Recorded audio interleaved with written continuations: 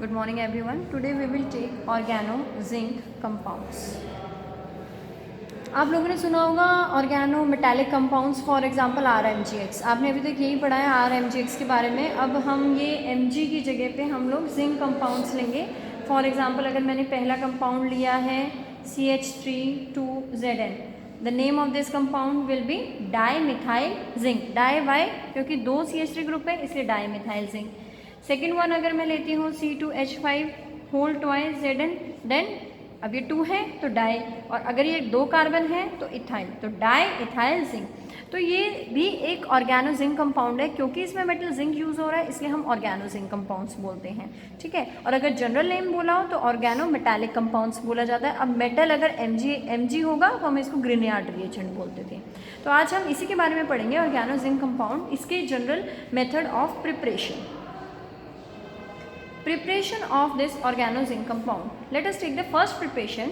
The first preparation is from alkyl halide. This is your alkyl group.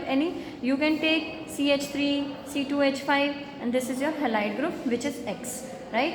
Now this R iodide. Why I have taken iodide? Because इनकी जो reaction होती है, reactivity जो होती है वो बहुत ही ज़्यादा अच्छी होती है. Why? Because iodide का साइज बड़ा होता है, easily remove ऑफ हो जाता है. It will react with zinc to give RZnI. क्योंकि ये ऑर्गेनो मेटालिक कंपाउंड है तो इसमें आयोडाइड जिंक भी रहेगा, आयोडाइड भी रहेगा, R भी रहेगा. Right. Now the second preparation from organo aluminium compounds which is R3Al. Organo aluminium compounds. Now this organo aluminium compounds react with zinc chloride to give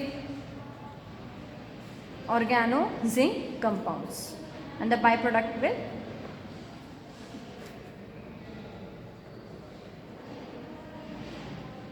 right. Now these are the two preparation. First preparation is with alkyl halide and second preparation is with organo aluminium compounds. Now there are various physical properties of this organo zinc compound. For example, it's colorless, it's volatile liquid having unpleasant smell and spontaneously inflammable in air. इसी वजह से for this reason they are prepared under the atmospheric condition, that is in presence of CO2. right. और second बहुत important physical property इसकी ये है कि it Burns the skin. जो हमारी स्किन होती है जल्दी जला लेती है, इसलिए इसे थोड़ा सा हमें डेलीगेटली यूज़ करना होता है. Third physical property, they are soluble in organic solvent because they are non polar. अभी आपने पढ़ा था like dissolves in like and unlike dissolves in unlike. So like वाले लाइक में ही डिजॉल्व होंगे, मीन्स पोलर वाले पोलर में डिजॉल्व होंगे, नॉन पोलर वाले नॉन पोलर में ही डिजॉल्व होंगे. अब क्योंकि ये नॉन पोलर कंपाउंड है तो ये सॉल्युबल भी किस में होगा, नॉन पोलर में. तो इसलिए बोला जाता है कि दीज आर मतलब soluble in non polar, means non polar in nature. Now the fourth, organo zinc compounds are non-polar, अभी जो मैंने आपको बताया था, and have low boiling liquid and low melting point. इसका melting point and boiling point दोनों ही low होगा.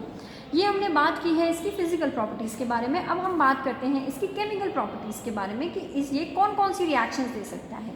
तो अगर हम फर्स्ट के बारे में बात करें तो first is your, let us now discuss the chemical properties.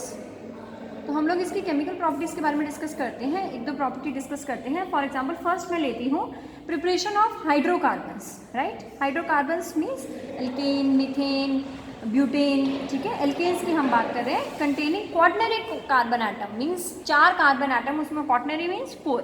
तो हम फर्स्ट लेते हैं, हम किसकी केमिकल प्रॉपर्टी पढ़ रहे हैं, ऑर्गेनो जिंक कंपाउंड. तो ऑब्वियसली वो वाला कंपाउंड तो हमें लेना ही पड़ेगा, ऑर्गेनो जिंक कंपाउंड. इसके साथ हम लोग रिएक्ट करेंगे टर्जरी butyl alcohol. What is this टर्जरी butyl alcohol, CH3 thrice, क्योंकि 3 है इसलिए हम टर्जरी बोलते हैं, CCl. तो अगर हम इसकी रिएक्शन करेंगे तो अभी मैंने आपको एक क्वाटनरी वर्ड बोला था. क्वाटनरी मतलब होता है 4. आपको 4 मिथाइल ग्रुप्स मिलेंगे carbon and the by product will be CH3ZnCl. Right. इसमें आपको ये चीज़ ध्यान रखनी है बेटा कि organo zinc compound do not react with primary और सेकेंडरी एल्काइल हैलाइड. जो आपने एल्काइल हैलाइड लिया है ये टर्जरी ही लेना है, प्राइमरी या सेकेंडरी नहीं चल सकता. वाई? क्योंकि आपको प्रोडक्ट में क्या चाहिए, क्वाटनरी चाहिए. एक दो तो हमारे पास इससे आ जाएंगे, तो ये टर्जरी होना चाहिए ताकि हमें क्वाटनरी एल्केन्स मिल सके. सेकेंड प्रिपरेशन की अगर हम बात करें तो second preparation is preparation of ketones. हम लोग कीटोन्स की प्रिपरेशन कर सकते हैं. For example if I take, what is this, this is acid chloride. बस इसमें मैंने CH3 यूज़ कर दिया तो इसका नाम हो गया है acetyl chloride. it react with organozinc compounds and we will get acetone.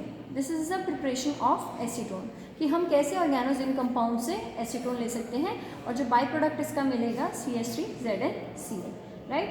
Third preparation for the same would be reaction of this organozinc compound with water. तो हमें एल्केन्स मिलता है, एल्केन्स, और हमारे पास जो बाई प्रोडक्ट रहता है वो हमारे पास RZn, ये हमारा कोऑर्डिनेटेड बॉन्ड होता है, इसको हम कोऑर्डिनेटेड बॉन्ड बोलते हैं, ZnROH and Zn, ये हमारा coordinated bond. The fourth preparation which will get over here will be Reformatsky reactions.